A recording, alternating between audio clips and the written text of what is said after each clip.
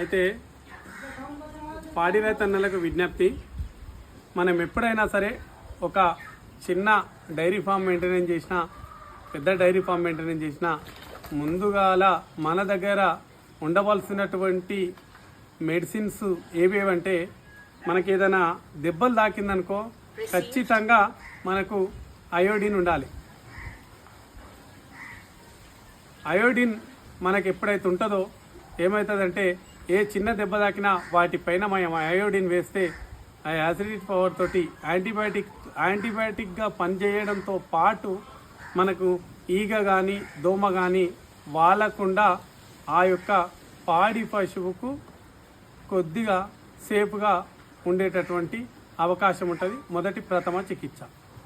రెండవది, మనము ఎప్పుడైనా సరే జ్వరానికి పనిచేస్తుంది, మరి అదేవిధంగా నొప్పులకు పనిచేస్తుంది మిల్లెక్స్ ప్లస్. మరి ఈ మిల్లెక్స్ ప్లస్తో పాటు మనం ఏం చేయాలంటే యాంటీబయాటిక్, ఈ ఇంజెక్షన్ పేరు డీసీ ఇంజెక్షన్ అంటే మనకు మెడికల్ షాప్లో ఎవరైనా ఇస్తారు.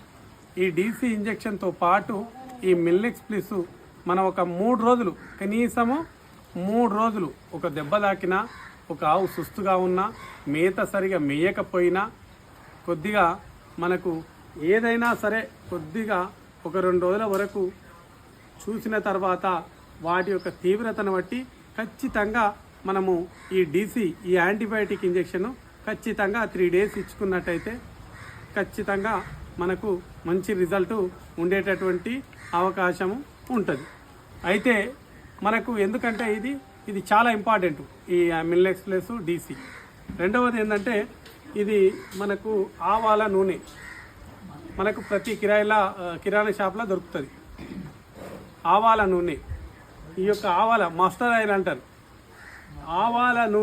ఆవాల నూనెని మనము ఈనెనైనటువంటి పశువులకు ఒక 1 నెల రోజుల ముందు ఒక 10 రోజులు ఒక 50 ml చొప్పున వేసుకున్నట్టయితే ఏమవుతుందంటే, మనకు ఈనిన తర్వాత పాల దిగుబడితో పాటు ఆ యొక్క ఆవు కానీ గేదె కానీ మనకు వాటికి హెల్దీగా ఉండేటటువంటి అవకాశం, జీర్ణ వ్యవస్థ కూడా సరిగా పనిచేస్తుంది, హెల్దీగా ఉండేటటువంటి అవకాశం ఉంటుంది.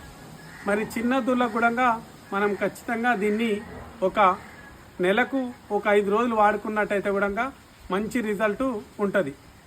కడుపులో ఉన్నటువంటి నలి పురుగులను ఏరివేయడంతో